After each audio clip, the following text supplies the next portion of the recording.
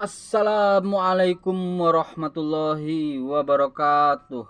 Alhamdulillahirabbil alamin. Allahumma sholli ala Muhammad wa ala ali Muhammad. Berjumpa lagi bersama saya Al Husain Al Palembangi, membaca kisah-kisah orang-orang soleh terdahulu yang menjadi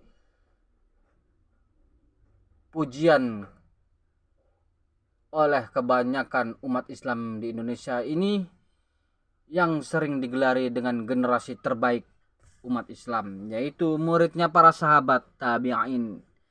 Pada sore hari ini kita akan melanjutkan bacaan audiobooks berkaitan seorang tabi'in dari cucu Abu Bakar, Al-Qasim bin Muhammad bin Abu Bakar, dengan masuknya bab wafatnya sang imam. Bagian kelima, wafatnya sang imam. Bismillahirrahmanirrahim. Demikianlah laki-laki ini bersikap hati-hati terhadap dirinya sendiri dari segala keraguan yang mungkin ada pada setiap riwayat yang dinisbatkan kepada Rasulullah Shallallahu Alaihi Wasallam. Dia adalah seorang ahli hadis yang terpercaya, thiqah, dan kemampuannya yang tiada bandingnya dalam hal pemikiran dan metode ilmiahnya. Tahun demi tahun berjalan terus menerus sehingga menjadi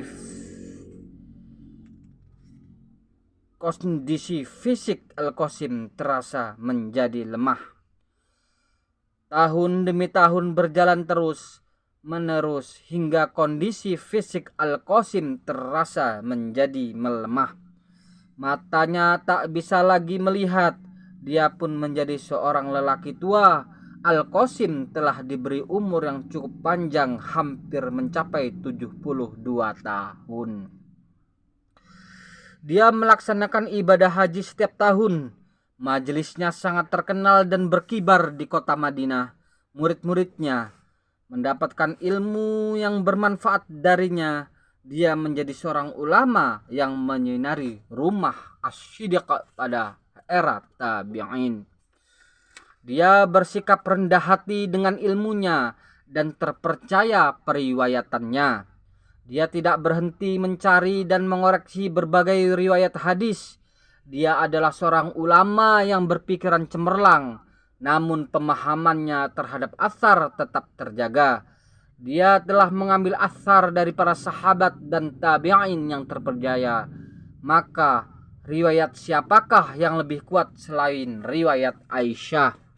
Siapakah orang yang paling terpandang dalam hal periwayatan selain Abu Hurairah, Ibnu Umar, dan para sahabat lainnya? Sepanjang tahun dia mendapatkan penghormatan luar biasa dari para penguasa Bani Umayyah yang memang sangat memuliakan para ulama kota Madinah pada zamannya. Dan Umar bin Abdul Aziz adalah orang yang paling mengenali terhadap ilmu Al-Qasim dan para sahabatnya. Demikian pula terhadap Salim bin Abdullah bin Umar yang merupakan putra dari bibi dari pihak ibu Al-Qasim. Sebab Ummu Salim adalah putri Kaisar Yadarjid, Raja Persia. Dia adalah salah seorang dari 3 putri Yazdarjid yang dibeli oleh Ali bin Abi Thalib radhiyallahu anhu. Lalu kepada mereka ditawarkan sekelompok pemuda kaum muslimin. Maka putri pertama memilih Al-Hasan bin Ali, cucu Rasulullah SAW, dan dari keduanya lahirlah Zainal Abidin. Putri kedua memilih Muhammad bin Abu Bakar Asy-Siddiq radhiyallahu anhu, dan dari keduanya lahirlah guru kita Al-Qasim bin Muhammad bin Abu Bakar Asy-Siddiq radhiyallahu anhu. Sedangkan putri ketiga memilih Abdullah bin Umar, dan dari keduanya lahirlah Salim, cucu Umar bin Khattab radhiyallahu anhu, orang yang mendapat kemuliaan paling banyak di antara mereka. Ketika Umar bin Abdul Aziz menjadi gubernur Madinah, dia senantiasa bermusyawarah dengan mereka. Dia tidak pernah mengambil suatu keputusan pun tanpa bermusyawarah terlebih dahulu dengan para ulama tersebut. Oleh karenanya, sepanjang hidup hingga akhir hayatnya, Al-Qasim selalu dihormati. Dia pun memiliki kedudukan yang sangat terkenal di majelis para ulama. Dia merupakan salah satu dari 7 ahli fikih Madinah yang sangat terkenal. Semoga Allah meridhoi mereka semua. Pada usia 72 tahun, dia berniat untuk melaksanakan ibadah haji. Padahal kondisi fisiknya sudah melemah. Dia membebani diri dengan perbuatan di luar batas kemampuan dirinya. Dia pun menunggangi untanya dari Madinah menuju Mekah sambil melafalkan talbiyah. Kalimat tasbih yang diucapkannya sungguh memenuhi ufuk. Dia memotong jalan panjang ke arah selatan menuju Mekah. Sementara itu salah seorang putranya mengikutinya dari belakang sambil terus mengucapkan kalimat tasbih.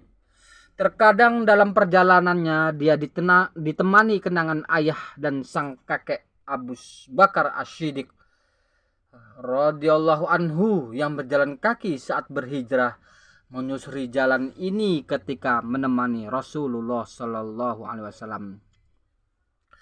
Dalam perjalanannya, Al-Qasim merasa bahwa ajalnya kian mendekat. Dia pun merasa tak sanggup lagi untuk melanjutkan perjalanan menuju Mekah. Laki-laki ini berusaha mencari sorban putihnya ketika tiba-tiba dia merasakan sakit pada bagian kepalanya.